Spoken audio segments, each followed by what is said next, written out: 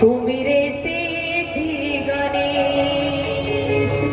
सभी देवताओं को स्मरण करके हमारे महाराज जनक लेकर के चले पुत्रियों को। माँ की ममता चली, घर की लक्ष्मी चली। माँ की ममता चली, घर की लक्ष्मी चली। आज बेटी जनक की अवध को चली, माँ की ममता चली।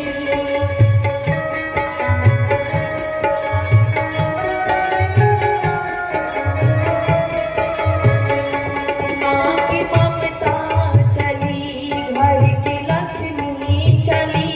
माँ की ममता चली, घर की लक्ष्मी चली। आज बेटी जनक की अवध को चली, आज बेटी कौन कहता है ज्ञानी जनक है बड़े। आज बेटी की आंसू लिए हैं बड़े। कौन कहता है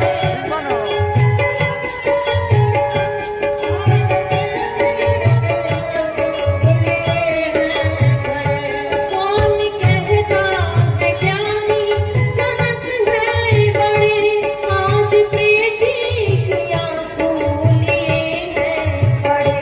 माँ सुनैना की आँखों की पुतली चली, माँ सुनैना की आँखों की पुतली चली। आज बेटी जनक की अवध को चली, आज बेटी जनक की अवध को चली। आज बेटी जनक की अवध को चली, आज बेटी जनक की अवध को चली।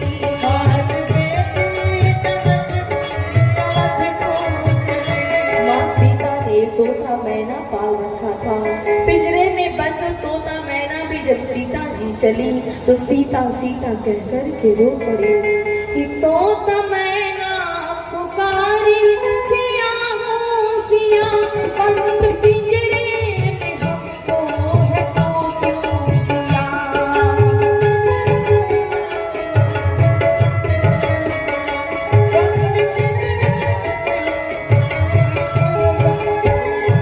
तोता मैना पुकारी, सिया हो सिया, बंद पिंजरे में हमको है तो क्यों किया।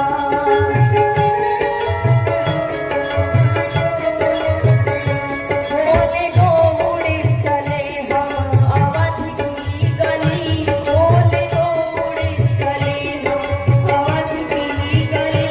आज बेटी जनक की अवध को चली, आज बेटी जनक की अवध को चली। आज बेटी जनक की अवध को चली, आज बेटी जनक की अवध को चली। माँ की ममता चली, घर की लक्ष्मी चली। माँ की ममता चली, घर की लक्ष्मी चली। आज बेटी जनक की अवध को चली, आज बेटी जनक की अवध को चली। आज बेटी जनक की अवध को चली, आज बेटी जनक की अवध को।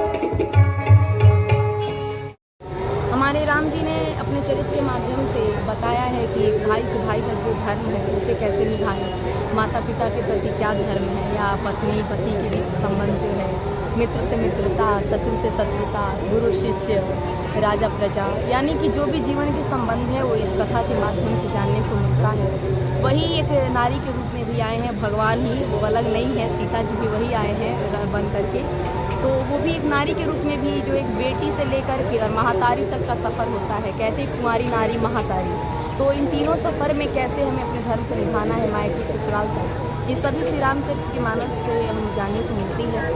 क्योंकि ये ऐसा पुराण है, ऐसा ग्रंथ है जिसके माध्यम से इंसान को कैसे जीना है उसकी कला जानने को मिलती है। और ये स्वयं भगवान हमारे सब प्रैक्टिकल करके राम कथा हमें जीने की शैली सिखाती है जी।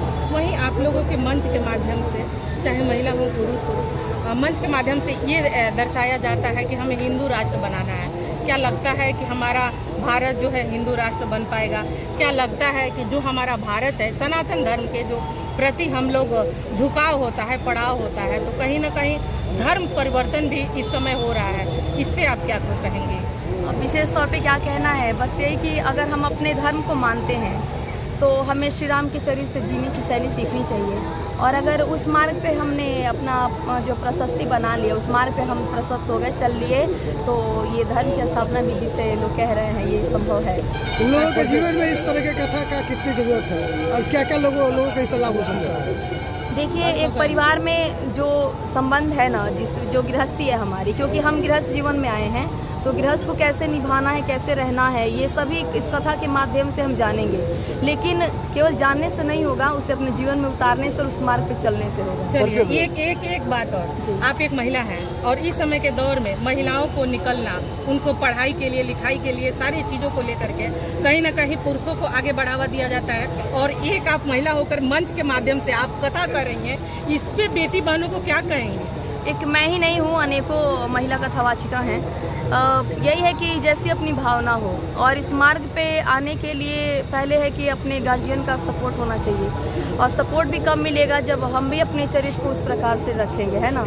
तो जब हमारा चरित्र अगर सही है, आचरण सही है, तो मुझे विश्वास है कि जहाँ तक ससुराल से मायके तक सब सपोर्ट करेंगे, और अगर अपने पद से हम विचलित हो गए तो फिर ये संभव नहीं है। चलिए, अपना नाम बताइए। मेरा नाम पूज्य अर्चना मणि पराशर है। कॉन्टेक्ट नंबर बताइए ताकि आपसे जो दर्शक जुड़ेंगे तो कहीं ना कहीं आपको बुलाएंगे। जी, मेरा कॉन्टैक्ट नंबर 8102153525। कहाँ से हैं?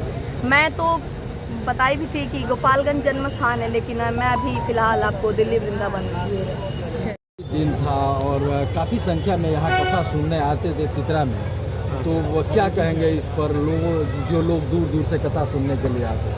कथा तो सुनने काफ़ी लोग आ रहे हैं, लेकिन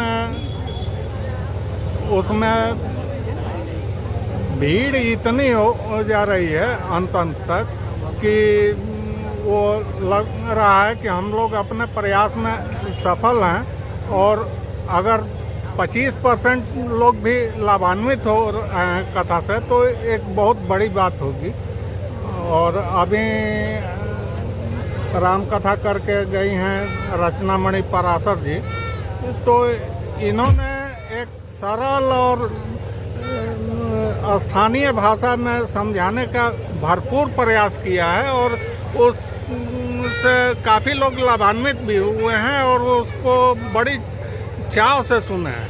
आगे मैंने यहाँ मंदिर की स्थापना हो गई, आज प्राण प्रतिष्ठा भी हो गया, तो क्या फ्यूचर में फिर पराशर जी का कथा का यहाँ आयोजन किया जाएगा? बिल्कुल किया जाएगा, और हम लोगों का ऐसे आगे का कार्यक्रम है कि हर साल ये मंदिर का वार्षिकोत्सव तो मनाया जाएगा, वो उसमें इनको बुलाया जाएगा। परिचय बता दीजिए। ललितेश्वर कुमार चित्रा जी के प्रांगण में चिचिरा गांव में जो कथा कहवाने का उद्देश्य था, वह उद्देश्य था कि सब धर्म, सर्व जाति और सब तरह के लोग आपस में भाईचारा का प्रेम करें। यहाँ कथावाचक के रूप में अर्चना मणि त्रिपाठी जी ने, पराशर जी ने जो भगवान के बारे में, वेद के बारे में, शास्त्र के बारे में जो प्रवचन किया, और जितना इनके प्रवचन में भीड़ लगा, हमारे समझ से एक ही उद्देश्य है। कथा सभी लोग कहते हैं, एक ही ग्रंथ से कहते हैं, लेकिन श्रोता भी वही होते हैं। इन्होंने अपने बाणी से समझाने का कोशिश किया कि कस्तूरी कुंडल बसे मृग ढूंढे बनमाही, ऐसे घट में पीब है दुनिया जाने ना। इन्होंने प्रयास किया कि आप ही राम हैं, आप ही राम बनने की कोशिश कीजिए, आप कंस बनने की कोशिश मत कीजिए, आप रावण बनने की कोशिश मत कीजिए। लेकिन अब जनता पर निर्भर करता है। एक ही बरसात ऋतु आती है, स्वातिक नक्षत्र, उस स्वाति नक्षत्र में प्रकृति पानी सबको देती है, लेकिन उसी में जिसको अपने प्रयास से, अपने शक्ति से उस जल को लेता है तो हाथी के मस्तक में गजमुक्ता बन जाता है, बांस में बंसलोचन बन जाता है, गौ में गौलोचन बन जाता है। प्रकृति तो बना के नहीं देती है, हर हाथी के मस्तक पर पानी देती है, सर्प में मणि बन जाता है। तो इन्होंने यह कोशिश किया कि आप अपने प्रयास से आप भगवान को जानने की कोशिश किए। इनके प्रयास में कोई कमी नहीं है और हम लोगों का यह प्रार्थना है कि अगर 10 आदमी भी इस बात का श्रवण करेंगे, इस बात का अध्ययन करेंगे, चलने की कोशिश करेंगे, तो इतना बड़ा जो यज्ञ हुआ सब लोगों के परिश्रम से हुआ, रात दिन एक करके हुआ। इस पथरीली जमीन पर फूल बिछाया गया, इसीलिए जी इससे जनता को लाभ हो, जनता इससे कुछ ग्रहण कर। अब ग्रहण करना हम जनता के हाथ में है। प्रयास हम लोगों का है, वेद के रचयिता के बारे में बताना इनका काम है और इन्होंने अपना बाखूबी काम किया और ईश्वर से हम लोग प्रार्थना करेंगे। हम लोगों के मन में है कि हम लोग इनके प्रवचन से संतुष्ट नहीं हुए, क्योंकि ऐसा समय दिया गया था कि दोपहरी की घनघोर धूप होती थी और 2 घंटे के टाइम, तो 1 घंटे तो भूमिका बना के वैसा वातावरण बनाया जाता है कि राममय हो, तो राममय बनाने में इनका समय व्यतीत हो जाता है। क्या आगे यहाँ जो मंदिर की स्थापना हो गई तो क्या फिर इनका कोई हाँ, फिर हम लोग ईश्वर से प्रार्थना करें, कहते नहीं है कि एक अच्छी तरह से इनका प्रवचन कराया जाए, हम लोग कराएंगे। परिचय बता दें। हमारा नाम रामेश्वर राय है, एक किसान का बेटा हूँ और किसानी करता हूँ। तितरा में जो विष्णु महायज्ञ चल रहा है, आज उसका प्राण प्रतिष्ठा हुआ है। किन मूर्ति की प्राण प्रतिष्ठा की गई है और क्या पूरा विवरण? आज सुबह प्राण प्रतिष्ठा हुआ राम दरबार का, दुर्गा माता का, शिव दरबार का, राधा कृष्ण का और शिवलिंग का स्थापना हुआ है, हनुमान जी का और शनि महाराज का स्थापना हो गया है। शिव दरबार की बात की जाए तो शिव दरबार में किन किन मूर्तियों का प्राण प्रतिष्ठा हुआ? पूरे परिवार, शिव परिवार का और शिवलिंग का दोनों का स्थापना हुआ है। राम, जानकी और लक्ष्मण जी तीनों, हनुमान जी, राधा कृष्ण का भी मूर्ति का स्थापना हुआ।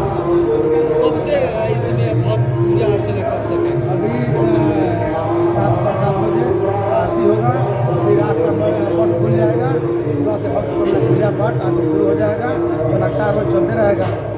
ये जो मंदिर है इसका नव निर्माण हुआ है या पहले से भी मंदिर था?